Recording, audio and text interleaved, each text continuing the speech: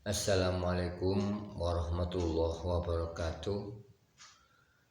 Bismillahirrahmanirrahim. Alhamdulillahirabbil alamin. Assalatu wassalamu alaika asrofil anbiya wal mursalin Sayyidina Muhammadin wa ala alihi wa sahbihi ajma'in. Amma ba'du. Pada para sahabat-sahabat sebangsa dan setanah air, para sahabat, para saudara, para teman, sebelum saya lanjutkan pembahasan Isra Mi'raj pada hari ini, marilah kita ungkapkan rasa syukur alhamdulillah kepada Allah Subhanahu wa taala, di mana kita masih diberi kesempatan hidup, beri hidayah dan pertolongan. Kedua kalinya sholawat beserta salam semoga selalu terlimpah ruahkan ke haribaan junjungan kita baginda Nabi besar Muhammad Shallallahu Alaihi Wasallam, yang beliau mendapatkan mukjizat yang besar. Yang terbesar mukjizatnya adalah Al-Quran, yang bisa kita rasakan sebagai petunjuk bimbingan hidup kita di dunia ini menuju kebenaran, keberhasilan, kebahagiaan, keselamatan fid-dini wa dunya wal akhirah, di dunia dan akhirat. Sahabat-sahabat semuanya, saya akan bahas karena pada hari ini adalah mendekati atau masuk dalam bulan Isra Mi'raj, yaitu saya akan jelaskan pertama dulu tentang Isra dan Mi'raj. Isra itu adalah perjalanan dari masjid ke masjid. Mi'raj itu dari masjid ke Sidratul Muntaha atau menemui Tuhannya, yaitu Allah Subhanahu wa taala. Yang diperjalankan adalah hambanya. Di situ disebutkan dalam Al-Qur'an,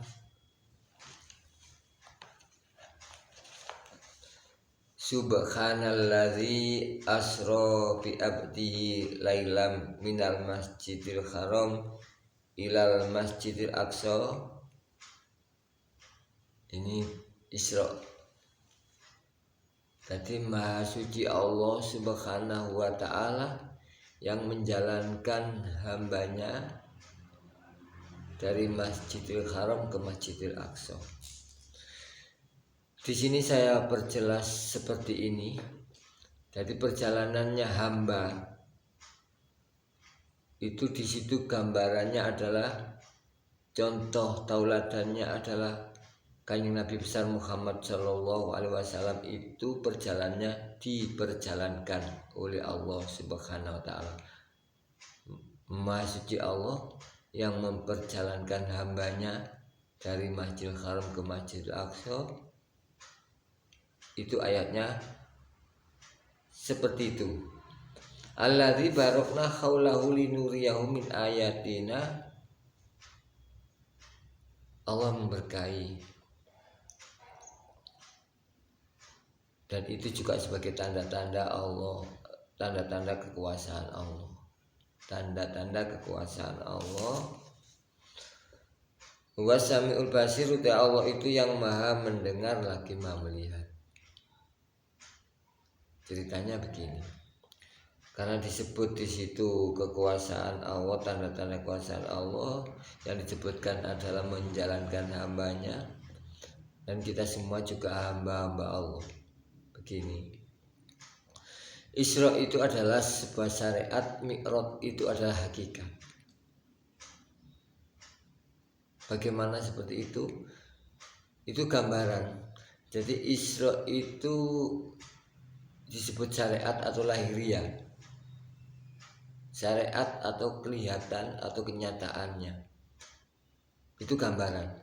Jadi umpama kita mempunyai harta, itu syariatnya kita mempunyai harta. Kita mempunyai ilmu, iya syariatnya kita mempunyai ilmu. Kita mempunyai kebesaran, kekuasaan, kemuliaan, kedudukan, derajat, itu syariat. Memang Allah yang memberikan syariat itu, tapi hakikatnya adalah milik Allah. Dari Isra Mi'raj itu memberi pelajaran kepada kita semua bahwa kita tidak boleh berhenti dengan di syariat saja. Kita harus naik ke Sidratul Muntaha, menemui Tuhannya. Saat kita menemui Tuhannya, maka disitulah yang disebut semuanya milik Allah. Saat kita tidak pernah menemui Tuhannya, kita masih mengakui harta ini milik kita, ilmu ini milik kita, saya memiliki harta, saya memiliki ilmu, memiliki derajat, pangkat, dan sebagainya. Lupa bahwa itu hanya syariat, berarti kita tidak pernah berangkat menuju Tuhan, tidak pernah ke Sidratul Muntaha, tidak pernah ingin ketemu Tuhan. Bahkan perjalanan kita itu diperjalankan, diberikan kita menuju ke keberhasilan, kesuksesan di apapun Allah yang menjalankan hambanya. Karena Maha Suci Allah. Artinya Maha Suci Allah itu benar-benar kita itu tidak ikut campur, suci. Allah mutlak yang menjadikan kita. Nah, kesadaran ini akan kita dapatkan kalau kita itu masuk dalam hakikat, mau mi'raj, mengikuti jejak Nabi Muhammad SAW.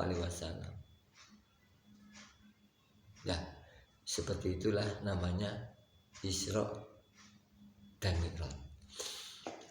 Sekarang ada sebuah pertanyaan, sering kita itu mendengar bahwa Kanjeng Nabi besar Muhammad SAW dalam menerima wahyu Al-Quran itu tidak langsung lewat Jibril. Itu sejarahnya seperti itu, riwayatnya seperti itu. Dari Jibril mengajarkan Al-Quran kepada Muhammad SAW. Nah, terus ini ada hubungannya dengan Mi'raj. Saat kita Mi'raj, saat Kanjeng Nabi Muhammad SAW Mi'raj ke Sidratul Muntaha, riwayatnya begitu juga. Jibril tidak bisa masuk, tidak bisa menemui Tuhannya, hancur kalau menemui Tuhannya. Nah, kenapa seperti itu? Ini pertanyaan. Kalau tadi itu Jibril menyampaikan wahyu kepada Muhammad, ya tentunya dari Allah. Kenapa Mi'raj Jibril tidak bisa ketemu Allah? Maka jawabannya adalah seperti ini. Jibril itu kita ibaratkan adalah lambang sebuah ilmu pengetahuan, ilmu. Saat Kanjeng Nabi besar Muhammad Isra, beliau didampingi Jibril dan didampingi oleh buraq sebagai kendaraan. Jibril sebagai pendamping, buraq sebagai kendaraan. Saat Mi'raj ketemu Tuhannya, buraq tidak bisa ikut, Jibril pun tidak bisa ikut, karena buraq dan Jibril akan hancur saat masuk ketemu Allah. Seperti itu. Kenapa seperti itu? Karena itu lambangnya adalah Jibril, ilmu yang mendampingi hidup kita, ibadah kita, ilmu yang mendampingi segala aktivitas kegiatan kita, pekerjaan kita. Tanpa ilmu pun kita tidak bisa apa-apa. Nama ilmu inilah yang oleh Allah diberikan kita kepada kita dengan kapasitas masing-masing, dengan posisi atau situasi masing-masing, kondisi masing-masing. Nah, buruk adalah sebuah kendaraan yang menuju dari Masjidil Haram ke Masjidil Aqsa. Artinya dalam perjalanan hidup kita butuh kendaraan yang namanya harta benda itu. Nah, harta benda itulah yang namanya kendaraan. Saat harta itu sebagai kendaraan, kita bisa buat apapun, perjalanan kemanapun, berjalan menuju kebaikan bisa, karena itu kendaraan dikendalikan oleh kita. Kita buat perjalanan menuju keburukan juga bisa. Banyak orang yang memakai hartanya untuk menuju kebaikan, juga banyak orang memakai hartanya untuk menuju keburukan. Nah, begitu saat kita memang benar-benar hikmahnya Isra Mi'raj ini kita dalami, saat kita mengaku atau berjalan atau kita ingin ketemu Allah, ketemu Tuhan, maka memang Jibril sebagai ilmu, Buraq sebagai harta benda tidak bisa kita andalkan untuk mendampingi kita lagi. Kenapa? Karena kalau kita menghadap kepada Allah Subhanahu wa taala, harusnya kita itu bersih. Saat kita merasa tidak punya apa-apa, kita kosong, tulus, tidak punya ilmu karena ilmu ini milik Allah, tidak punya harta karena harta ini milik Allah, semuanya ini milik Allah, maka saat itulah kita disebut sudah bisa menghadap kepada Allah. Kalau kita masih membawa harta sebagai kebanggaan, ilmu sebagai kebanggaan, kita nggak akan pernah menemui Allah. Seperti itu ceritanya. Jadi banyaklah istilahnya orang-orang yang ingin disebut menemui Tuhannya, itu saat orang-orang itu sudah tidak merasa di dalam jiwanya tidak memiliki apapun, sehingga pancaran jiwa yang seperti itu dalam lahiriahnya dia tidak ada kesombongan sama sekali, karena sudah nggak punya apa-apa. Itu pancarannya, biarpun harta di sekelilingnya, kedudukan di sekelilingnya, harta mengelilinginya, ilmu mengelilinginya, meliputinya, kebaikan segalanya. Kalau jiwanya sudah menemui Tuhannya, maka berarti dia sudah tidak membawa apa-apa. Di dalam jiwanya sudah nggak punya apa-apa. Jadi orang seperti itu jiwanya akan terpancar pada kelahiran kehidupannya.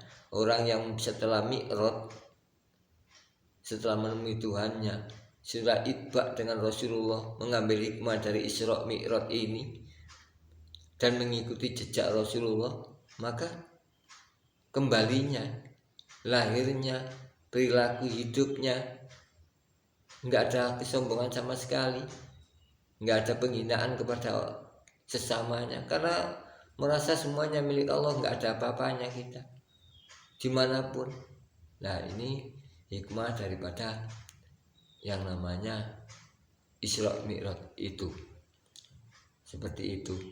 Jadi ada lagi, sebelum kita diperjalankan, kalau perjalanan kita supaya menuju kebaikan, ada kisah-kisah yang lain. Jadi ceritanya Kanjeng Nabi Muhammad Rasulullah SAW oleh Jibril dibelah dadanya, dikeluarkan hatinya, dicuci dengan air Zam-Zam, maka dimasukkan kembali. Ini hikmah yang kedua atau yang berikutnya. Dimasukkan kembali seperti apa? Seperti kita ini punya hati, punya perasaan, punya pikiran, Maka kalau kita mau menghadap Tuhan kita, menghadap Allah Subhanahu wa Ta'ala, bersihkan hati ini dengan sebersih-bersihnya, seperti tadi, dibersihkan dari perilaku-perilaku yang buruk, seperti itu. Nah, ini kalau mau menghadap Tuhannya. Jadi kita mau kita bisa mi'raj itu seperti itu. Jadi kalau kita mau mi'raj itu syaratnya atau proses-prosesnya semacam itu. Kita bersihkan dengan ilmu, artinya kita mengkaji bersama ilmu-ilmu itu bagaimana caranya, sehingga kita mengetahui. Setelah kita berjuang dengan mengaji, itu perjuangan mencuci hati. Mengaji itu juga mencuci hati, supaya tahu kotorannya di mana. Kenapa? Karena operasi itu sebuah ilmu.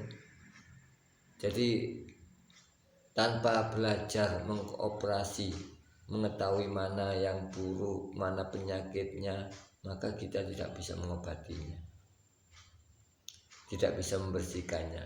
Setelah dengan ilmu pengetahuan, maka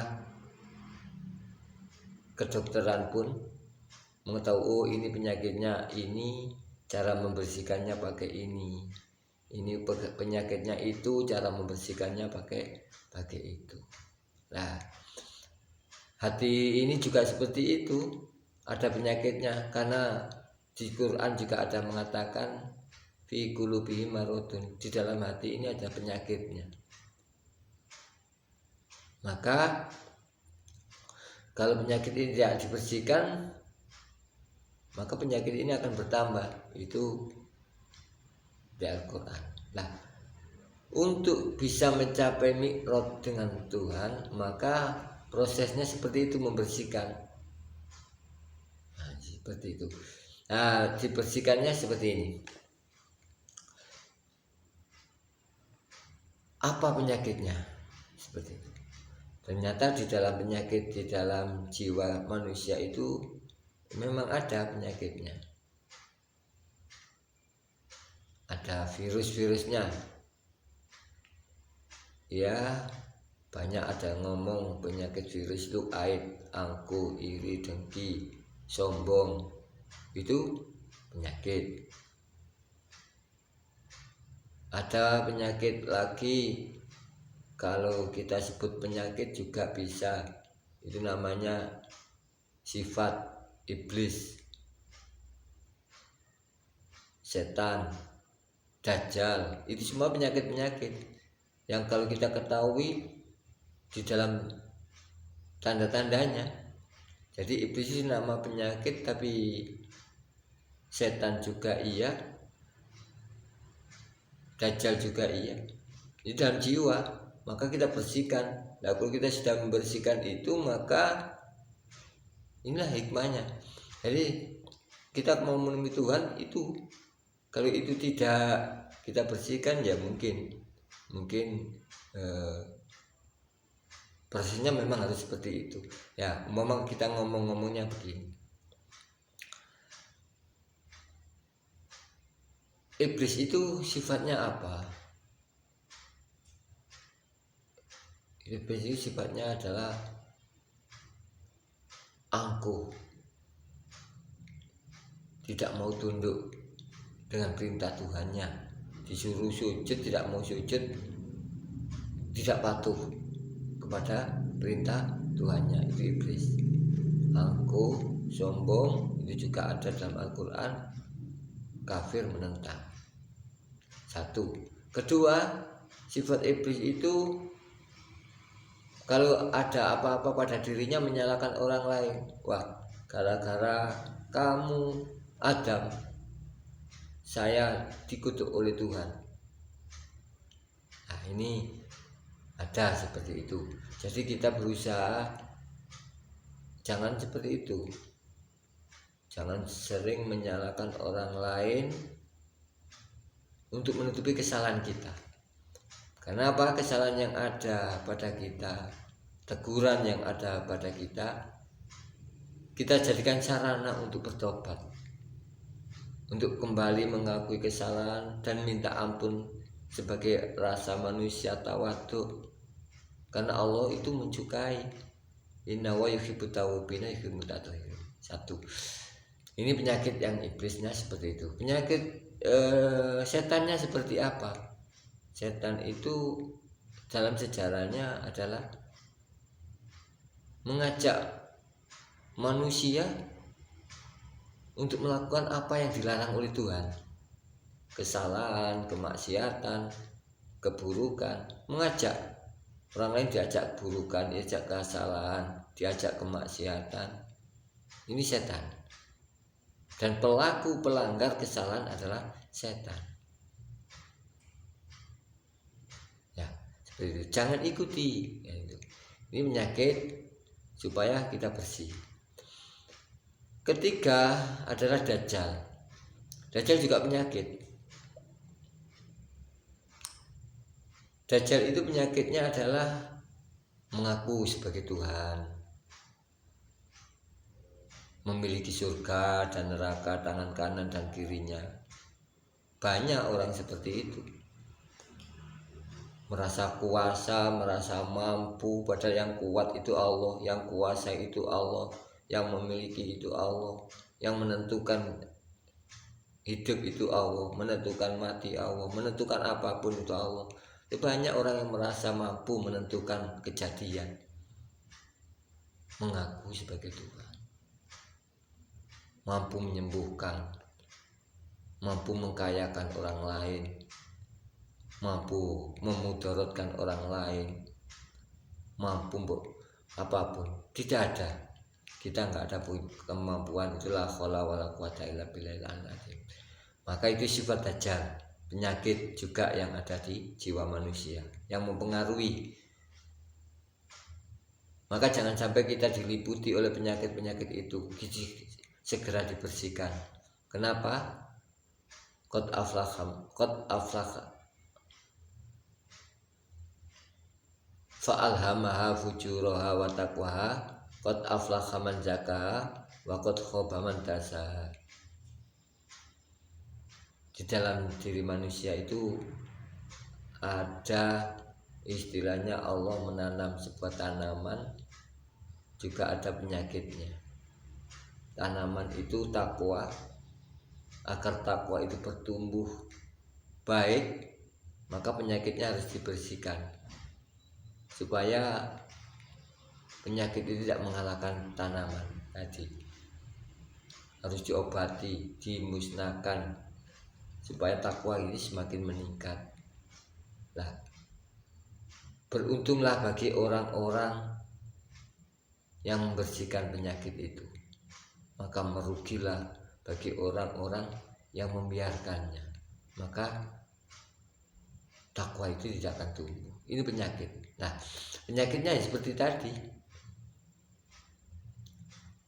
iblis, setan, Dajjal.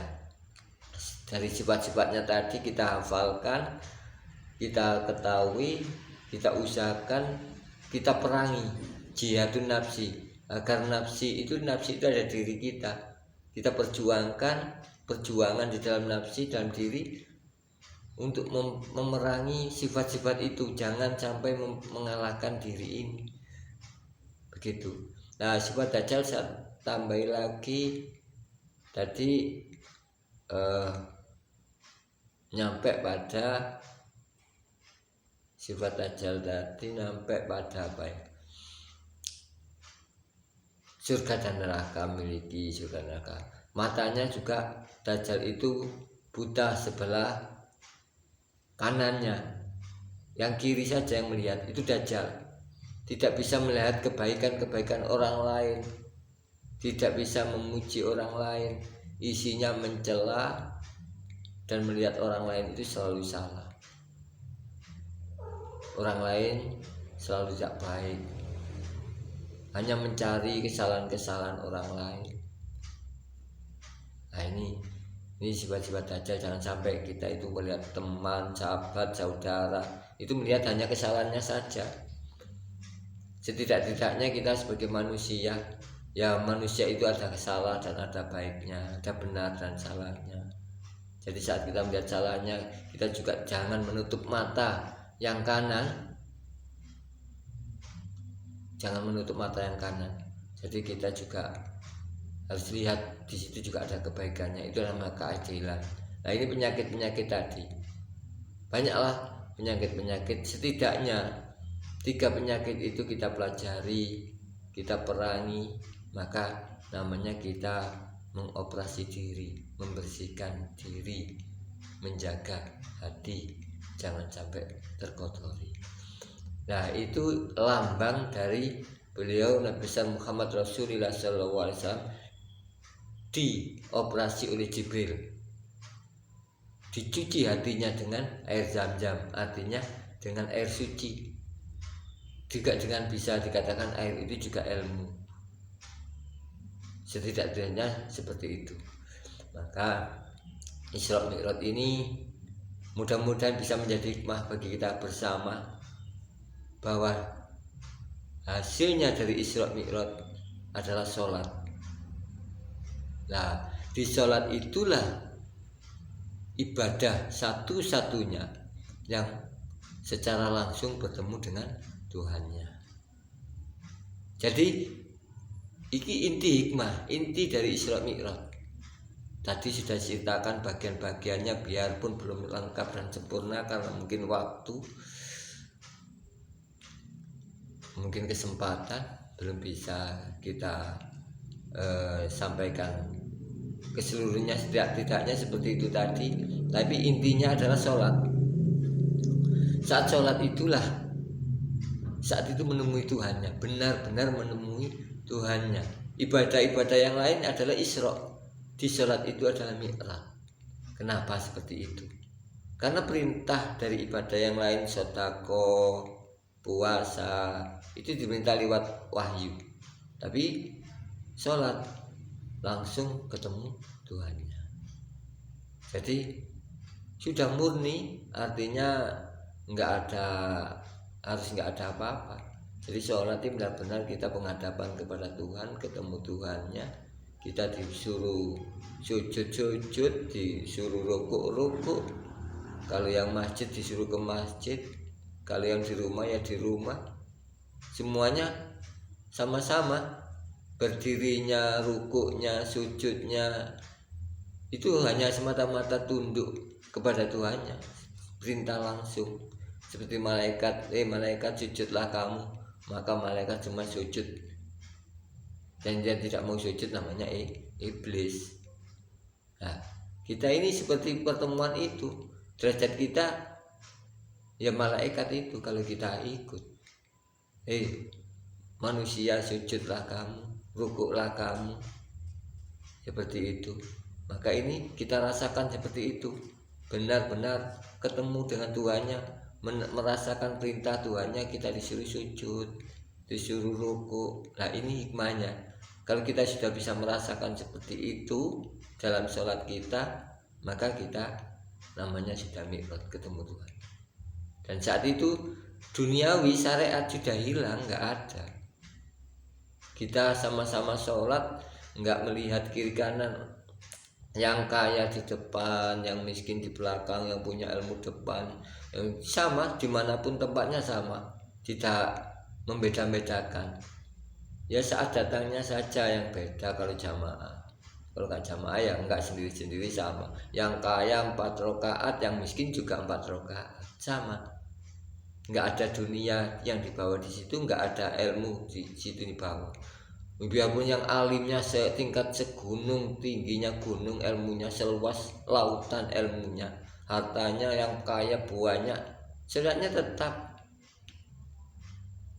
rakaatnya tetap, nggak beda dengan orang yang tidak punya ilmu atau ilmunya sedikit, tidak punya harta atau hartanya sedikit, sama. Ini saat menemui Tuhannya nggak ada perbedaan orang ilmu atau orang kaya. Ini hikmah. Jadi kalau saat menemui Tuhannya nggak dibawa, memang Jibril itu nggak bisa masuk, nggak masuk. Buruk juga nggak masuk. Yang masuk hanya manusia itu sendiri tanpa membawa apapun, tanpa membawa pangkat. Yang pangkatnya besar jenderal, atau yang pangkatnya ulama, atau pangkatnya presiden, atau pangkatnya apa, tetap saat rukuk ya sama dengan orang-orang lain rukuk, nggak ada perbedaan. Karena mereka nggak bawa hartanya di situ, nggak bawa pangkatnya, nggak bawa ilmunya, jadi sama. Ini hikmahnya Isra Mi'raj itu, ketemu Tuhannya, sholat itu intinya. Sholat itu adalah hikmah dan pelajarannya. Kalau kita bawa dalam kehidupan sehari-hari ya sama, kita bisa saling menyayangi, tunduk, tidak ada rasa sakit hati, tidak ada benci, sama-sama berjalan sama. Berjalan artinya bersama-sama, semuanya konsentrasi, fokus hanya mengabdi kepada Tuhan, enggak menoleh kiri kanan, menyalahkan kiri kanan, enggak ada. Sholat itu begitu, sholat ya seperti itu. Kalau kita lihat sebagai pelajaran, kita ikuti sebagai pendidikan atau bimbingan, ya seperti itu. Dan kita hidup di keseharian ya enggak usah tolak-tolak. Kita semuanya sama-sama mengabdi di bidang masing-masing. Sama. Teman kita mengabdi, kita mengabdi. Seperti itu. Jadi mudah-mudahan kita bisa mengambil hikmah dari Isra Mi'raj. Yang sedikit saya sampaikan ini, setidak-tidaknya kita mengetahui hikmahnya daripada Isra Mi'raj yang sholat itu. Kenapa? Bahkan kenapa jamaah